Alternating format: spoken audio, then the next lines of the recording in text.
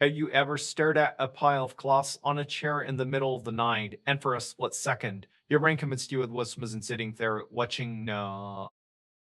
That jolt of adrenaline, the primal freeze response, is evolution trying to keep you out.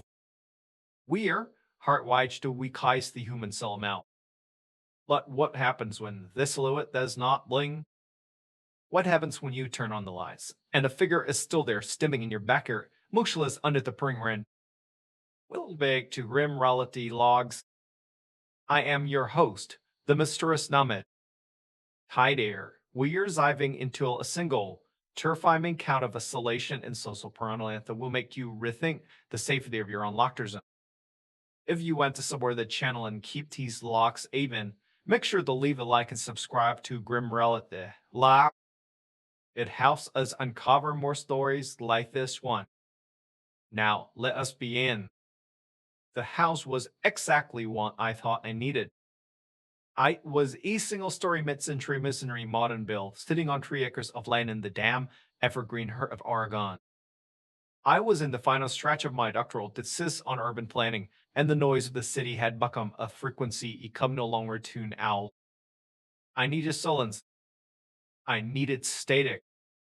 I found this rental listing on a niche website for long-term corporate housing. I was isolated, bordered by a dense wall of Dallas fir trees that seemed to swallow the sunlight even at noon. I moved in on a Tuesday in late October. The rain started the moment I crossed the county line, a relentless rain drizzle that turned the dirt driveway into a slick mud. I spent the first 24 hours unpacking, setting up my workspace facing the large sliding glass doors in the living room, and trying to ignore the absolute silence all is. It was quiet, too quiet, the kind of silence where the ringing in your ears becomes a physical presence. By the second night, the isolation had started to settle in. It was 11:05 p.m. Emma. I remember the time exactly because I had just closed my laptop, my eyes burning from staring at blue light for 6 hours. I walked into the kitchen to brew a cup of herbal tea to help me sleep. The kitchen and living room were an open concept space, with the entire back wall made of floor tile and glass looking out the backer. The rain had picked up. I was hammering against the roof, called writhing drumming that usually calmed me down. I waited for the kettle to boil, leaning against the counter, and idly looked out into the looked out albums. The light from the kitchen spilled out onto the wooden deck, illuminating the rain as it fell behind the deck. Everything's get everything will ta out. Then I saw it. At first, my brain registered as a trick of the light purples in the light reflection of a yellowish towel or a sticky note on the glass. I blinked, rubbing my eyes, and looked again. It was not a reflection. Standing at the very edge of the tree line, about 50 yards away from the house, was a figure, wearing a bright canary yellow raincoat. The hood was pulled up, casting a deep shadow where the face should have been. The coat was long, extending down past their knees, and they were wearing dark, nondescript and heavy boots. My heart hammered against my wraps, a sudden, violent totting. I stood pitifully still, my hand gripping the cold granite of the countertop. The figure was thus standing there. They were not moving. They were not swaying in the wind or shifting their weight. The lid stiff, almost artificial, like a statue dropped into the middle of the woods. My first raging thought was that it was a never. Maybe someone walking their dog who had gotten turned around in the dark. But who was in the woods at nearly midnight in a freezing downpour without a flashlight? And why were they just standing there, facing my house? I leaned closer to the glass, shielding my eyes with my hands to cut the glare. Hello, he whispered, feeling foolish. The glass was double-thinned. They cannot hear me. I watched the yellow spot for 5 full minutes. The kettle whistled behind me, a shrill scream that made me jump and spin around. I turned the stove off, my heart racing. When I turned back to the window, the yard was empty. The yellow raincoat waist. I let out a brief, did not know I was holding. I laughed nervously. It must have been a trick of the fairy, or maybe a tree chum reflecting the parts light in a weird way. I convinced myself it was nothing. I double-checked the locks on the sliding dorsal tree of them and went to bed. I slept poorly, dreaming of yellow paint spilling over black canvas. The next day, Wednesday, the rain had stopped, but the sky remained a breast heavy purple. I woke up late, brewed coffee, and sat down in my desk to work. The terror of the previous night seemed silly in the daylight.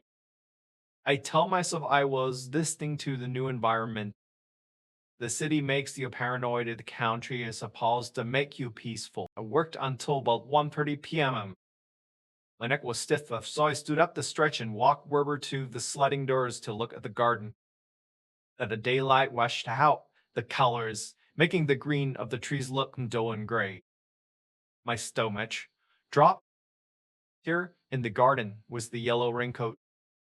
This time I could not blame the darkness. I could not blame the reflection.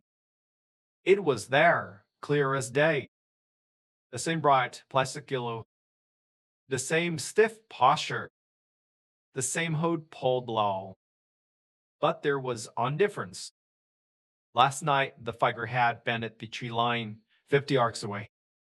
Now, they were standing in the middle of the lawn. They were 30 feet closer. I felt a cold prickle of sweat break out on the back of my neck. This was not a hallucination. Someone was on my property. I grabbed my phone and unlocked the back door. I am a large man, 6'2", and I told myself a high surfacer. I threw the drawer open and stepped out onto the wet wood of the deck. "Yeah," I shouted, my voice cracking slightly. "This is private party. Can I help you?" I blinked. In the time it took for me to slide the drawer open and step out of me, 3 seconds figure was gone. I froze. Here was nowhere for them to go.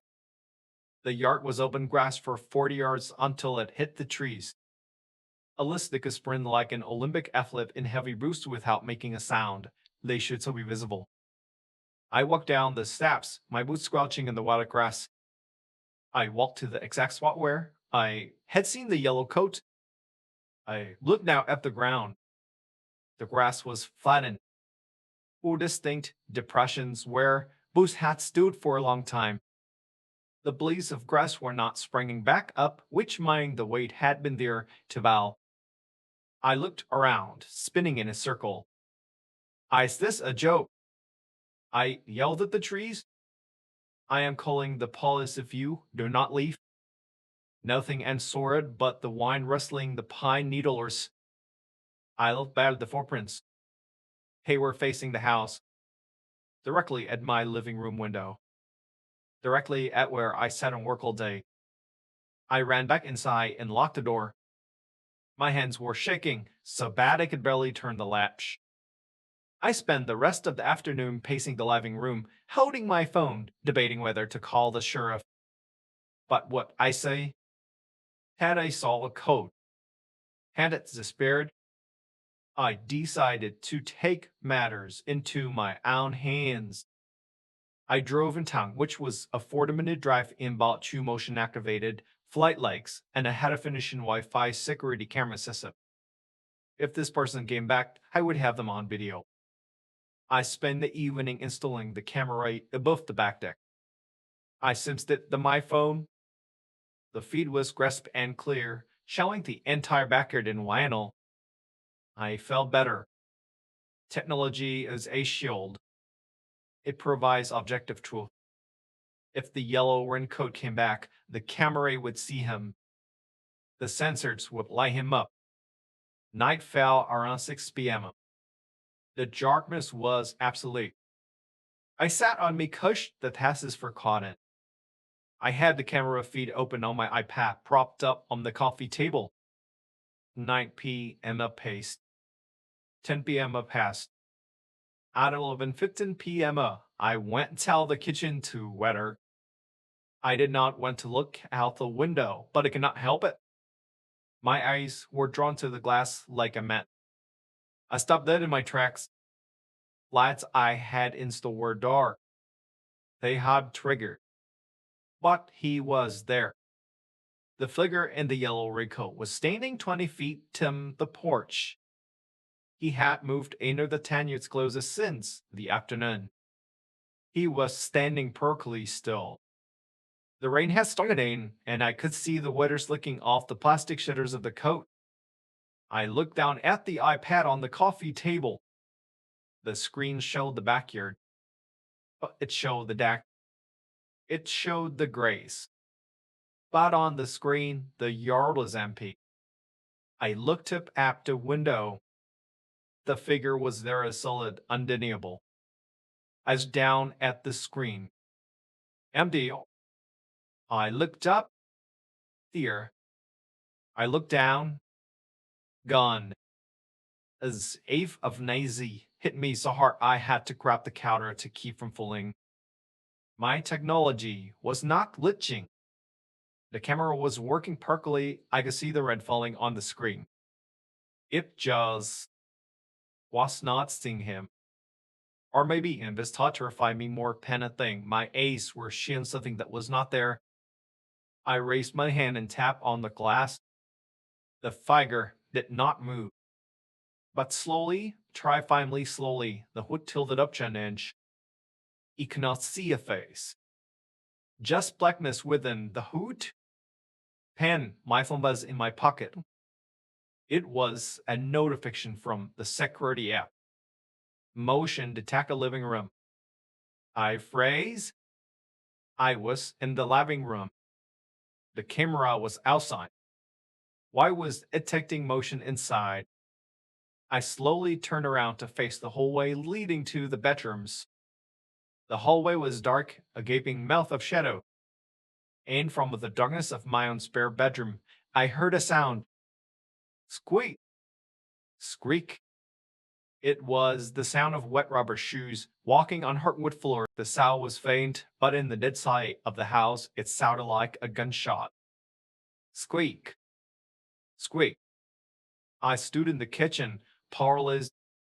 My mind was trying to use that information it was receiving. I was looking at the intruder outside in the yard. I was looking at him right now. He was 20 feet away, behind glass, standing in the rain. So how could there be wet footsteps inside my hallway?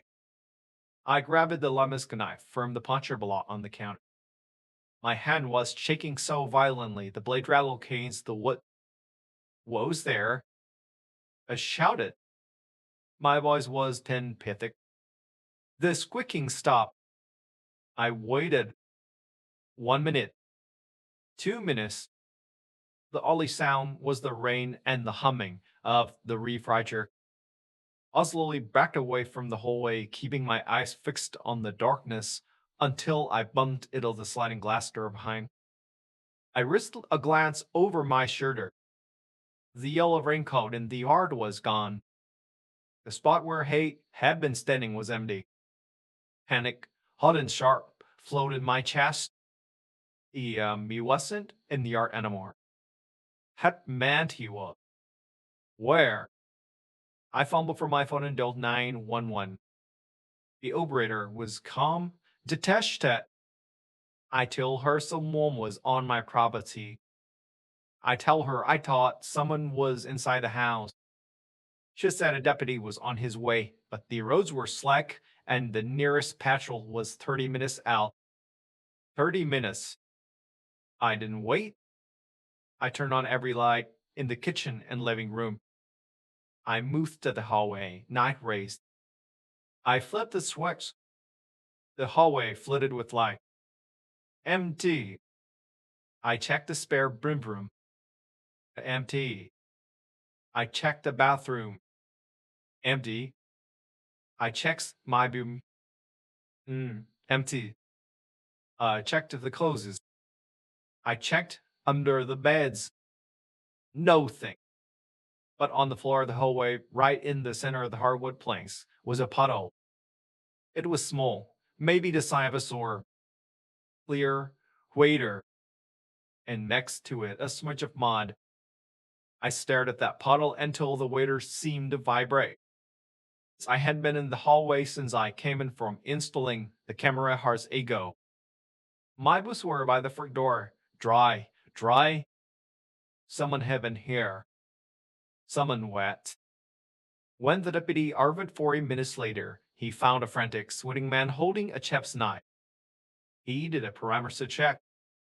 He walked through the house with his heavy flashlight. He found a thing. No fast entry, no broken window. He looked at the puddle in the hallway. Probably a lick in the roof, sir, he said, shining his light at the ceiling. Here was no waiter staying above us. Old house settle. Vibes sweat. He looked at me with that look cops give to the cynical you move to the woods and get scared of the dark. And the guy in the raincoat? He asked, clicking his pen. You said he was on the camera. He wasn't on the camera, I stammered. He was. I saw him, pod the camera didn't. The deputy paced. He closed his notebook. Trust hands like funny things. Mitter still. 4. Moving is stressful. Isolation is stressful. Mitty tried to get some sleep. Lock your doors. He left. I watched his tail lights fade down the driveway, leaving me alone in the swallowing dark, unswallowing dark, and me. I didn't sleep that night. I sat in the living room with the lights on, the tie from the coffee table, watching the yard. The yellow raincoat did not return the night. Days 3 and 4 all passed in a blur of exhaustion. I didn't leave the house. I kept the curtain drawn, living in artificial light. I monitored the cameras obsessively. Every lifted blow across the deck made me jump. On the morning of day 5, the sun actually came out. It was a weak, watery sunlight, but it felt like a blessing. I decided I needed fresh air. I needed to prove to myself that I wasn't crazy. I unlocked the back of their Tom. The air smelled of fine ozone dammers. I caught Elton Dart, heist elting towards the trailing where he had first seen the figure. I wanted to find evidence. A cigarette butt, a wrapper, and think the would prove it was a human being and not a spectre. I reached the edge of the woods. The trees were tall, the branches weaving timber to varnic camathy that blocked out the sky. It was darker here. Colder. I looked around the base of the trees. Nothing but fern and moss. I turned to walk back to the house. I stalked in. About 10 feet into the woods, behind a thick cluster of blackberry bushes, the ground looked Wong. I pushed through the thorns, ignoring the scratches on my hands. Here was a mound of earth. It wasn't fresh, but it wasn't old either. The moss hadn't ground back over it yet.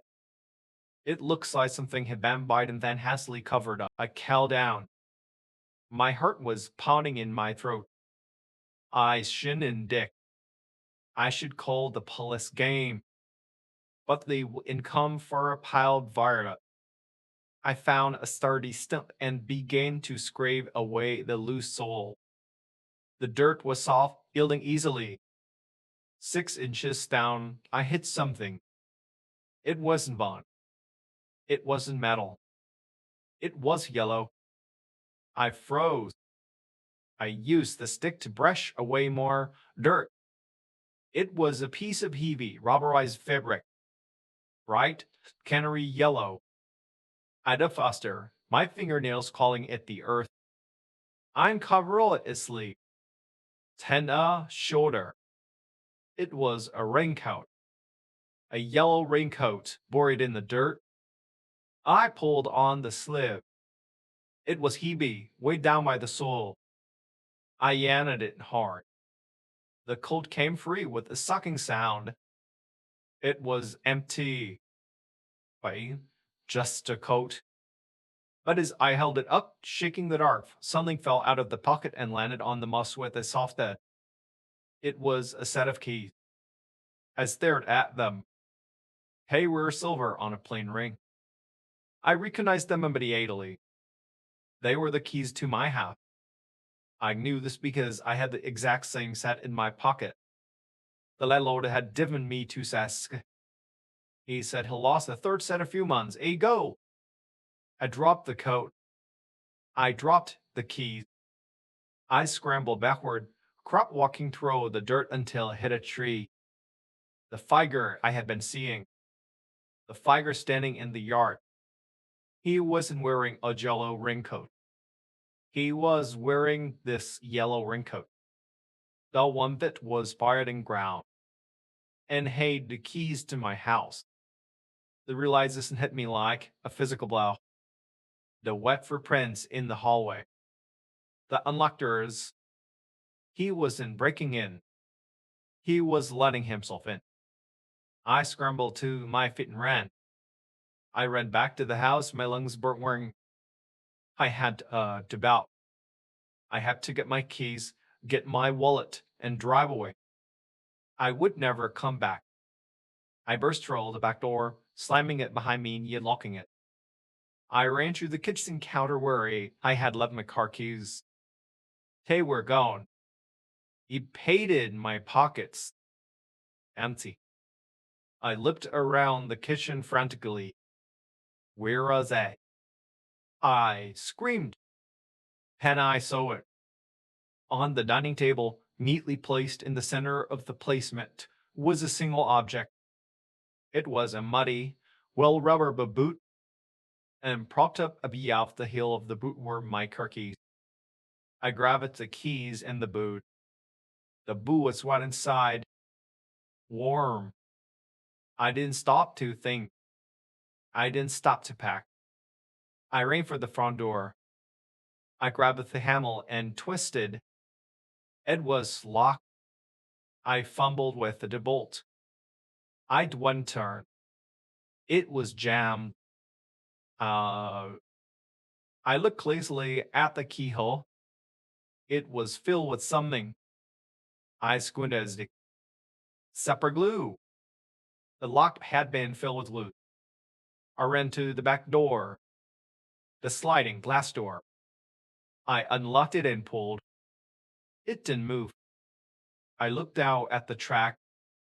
The metal bar had been wedged into the track from the outside.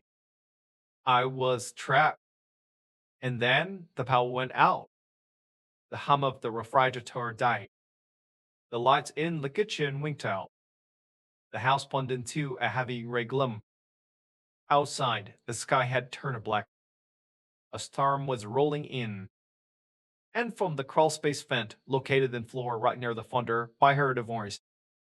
It was a scratchy, whispering voice, like dry leaves skittering on pavement. It fits you, the voice said. It fits you so well. I backed away, retreating the ever-setter of the living room.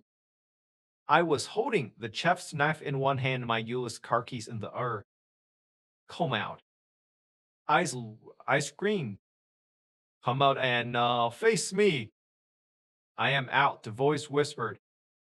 The sow seemed to be moving, traveling under the floorboards. I've been out for a long time. Now, I went to come back in. I looked at the window.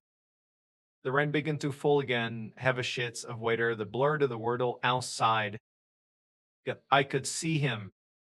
He was standing on the deck, right up against the glass. He wasn't wearing the yellow raincoat. I had left that in the woods. He was wearing my clothes. He was wearing my red flannel shirt, my jeans. He was wearing them, but they hung often loosely, as if he was too thin, too skeletal for the fabric. And he had no face. Where his face should have been, there was not smooth, pale skin, no eye, no mouth, just a blank slate. He raised a hand and placed it on the glass, and then I heard the sound of a key sliding into a lock. Not the Vector, not the Thunder. The sound came from the door to the basement, the door I had never opened, the door the landlord said was for storage only. The lock collapsed, the doorknob turned, and the dark redefined, revealing a set of wooden stairs descending into absolute darkness. And from the darkness, a yellow hand reached up and grabbed the door frame. I did not scream. My voice had died in my throat, choked off by a terror so obsolete it felt like ice in my veins. The yellow hand on the door frame was followed by a sleeve, a bright canary sleeve, the same raincoat I had dusted up from the woods, the same raincoat I had left lying in the mud. How? The fire pulled itself up from the basement. It was not a faceless thing from the deck. This one had a face. It was Alias. It was me. It was wearing the yellow raincoat, but underneath it, the face was mine. It was my eyes, wide and terrified, my mouth slack with yushin, my stubble. The thing on the deck, the faceless, sat wearing my clephistog the glaze. Tap, tap, tap. The thing in the basement, the wearing my face looked at me and put a finger towel picks lips. SF whispered with my voice. Hey wants to be you. But it got here first. My brain snapped. The reality I knew, the logic of case and affect, dissolved. I was chirpy when a monster that looked like a mannequin and a monster that looked like me. I did the only thing a cornered animal can do. I ran. Not for the door. I ran for the window in the guest bedroom. It was the only one without a stark shutter. I threw a chest knife throughout the glass, shattering it, and dove through the jacket hole. I hit the wet grass, rolling, gasping as a shard of glass slicks my arm. I scrambled up and scrambled into the tree line, into the storm, away from the house, away from the yellow raincoat, away from myself. I ran until my lungs burned and my legs gave out. I collapsed on the side of the county road, miles away. A trucker found me an hour later, shivering, bleeding, babbling about keys and coats. The police investigated. Of course, they found the house empty. No faceless man. No doppelganger in the basement. But they found the basement door unlocked. And in the basement, they found a small room. A room with a cot, a bucket, and a wall covered in photos. Photos of me. Photos of me sleeping. Photos of me walking. Photos taken from the fence. Photos taken from the cracks in the floorboards. And in the center of the room, neatly folded on the cot, was the yellow raincoat. I never went back to the house. I broke my lease, paid the fine, and moved back to the city. I live in a fourth-floor apartment now. High up, safe. But sometimes when it rains, I look down at the street below. And sometimes, sometimes, I see a figure standing under the streetlight, wearing a yellow raincoat, looking up. And I can't be sure. But even 4 stories up, he looks exactly like me. So the next time you see a stranger staring in you at you remember maybe to hide. Maybe they are just waiting for their turn to be you. If you want to keep these locks open, leave a like and subscribe to Grim Remedy Locks. Let me know in the comments which story kept you up tonight. Stay safe.